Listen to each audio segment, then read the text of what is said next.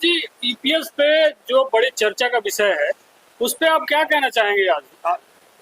देखिए, साफ साफ मैं कह रहा हूं कि ईपीएस 95 के लिए जो पेंशन है, एक तो इतना बड़ा चैनल है आज तक, आपका बहुत शुक्रिया कि आप हमारी लोगों की बात पहुंचा रहे हैं, ईपीएस की बात पहुंचा रहे हैं। पहले जी ने भी ये बात पहुंचाई थी, अब आज तक आया है, धीरे धीरे नेशनल मीडिया पर भी ये बात उठ रही है। तो सबसे मोटी बात ये है कि जो ईपीएस 95 के लोग हैं उनको कितनी पेंशन मिल रही है? 750, 800, 1000, 1200, 2000, 2500।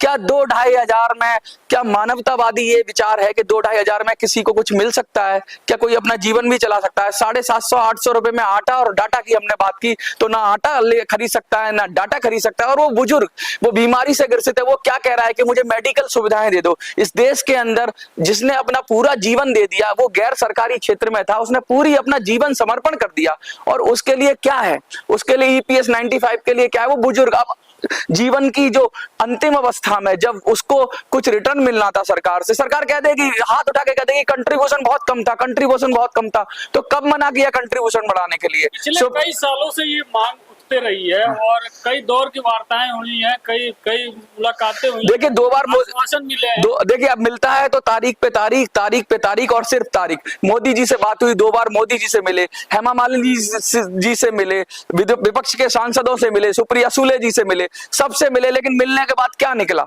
ये बुजुर्ग जो बाट जो है, जो 78 लाख पेंशन धारक हैं, जो पूरे देश से देख रहे हैं और कह रहे हैं कि हमको न्याय मिल जाना चाहिए, वो क्या अपील कर रहे हैं? वो क्या सरकार से अपील कर रहे हैं? जैसे सरकार ने अभी सरकारी कर्मचारियों का डीए बढ़ा दिया, सरकार ने बहुत लोगों को बहुत कुछ दिया, तो सरकार क्या इतना बड़ा वर्ग जो 8 करोड़ के लगभग जो कहते हैं, ईपीएफओ कहता है कि 7.5 करोड़ से ज्यादा लोग रजिस्टर्ड हैं जो कंट्रीब्यूशन कर रहे हैं, यानी जो लोग दे रहे हैं, तो उनके भविष्य का क्या? अभी हायर पेंशन की बात करें तो उसमें भी ऐसा फॉर्मूला आ गया कि उसमें भी बड़ी मुश्किल होने वाली है।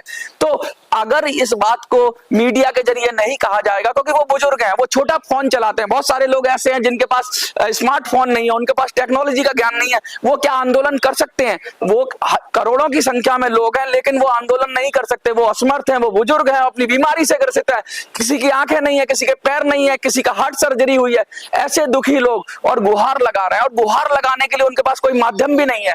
वो जा रहे हैं, मीडिया के पास जा रहे हैं, और आज आप जैसा इतना बड़ा चैनल है जो आज तक है, जो उनकी बात उठा रहा है, तो कम से कम ऐसा लगता है कि अब शायद सरकार सुनेगी। और अभी 3-4 दिन है, लेकिन अगर सरकार नहीं सुनती है तो अंतिम विकल्प तो है ही कि अब जो करना है वो सब आपको लोगों को पता है कि आप लोगों को किस तरह से आंदोलन करना है, किस तरीके से आगे बढ़ना है, और सरकार को लोकतांत्रिक तरीके से अपनी बात मनवानी है। सरकार, जैसे मैंने पहले बताया आपको, अपनी आप को कहिए और अपने को कमजोर मत समझिए, क्योंकि आप इस देश के भाग्य विधाता हैं, आप बुजुर्ग हैं, इस देश के लोग हैं आप, और आपने जो किया है, जो देश के लिए, समाज के लिए किया, आपने अपने परिवार को संभाला है। आपने इस दौर में अभी एक आश्वासन और मिल रही है कि अगले 14 तारीख तक जो होना है वो हो जाएगा, इनकी मांगे पूरी। देखिए, मिलती है सिर्फ तारीख तारीख, पहले 6 तारीख मिली थी, फिर 11 तारीख मिली, फिर 12 तारीख, फिर अब 14 तारीख। अब क्या चुनाव आने की घोषणा तक हम इंतजार करते रहे? अब कब होगा? अब तो सीए भी आ गया, अब सब कुछ आ गया। अब जो मुझे लगता है सरकार के पास जो कुछ करना था कर दिया है। अब सरकार का कोई इस तरफ ध्यान भी नहीं है, कोई आकर्षण भी नहीं है। ध्यान आकर्षण की बात करें, आप कुछ करें, कुछ नहीं है। अब तो एक ही तरीका है, आर या पार। अब वो तरीका है कि आर या पार। आप बुजुर्ग लोग गुहार लगाएं, जो तरीके बताए गए हैं उन पे अमल करें, और सरकार को कहें, ईपीएफओ पेंशनर्स को भी एक वोट बैंक है, ये सरकार को रिकॉग्नाइज करना पड़ेगा।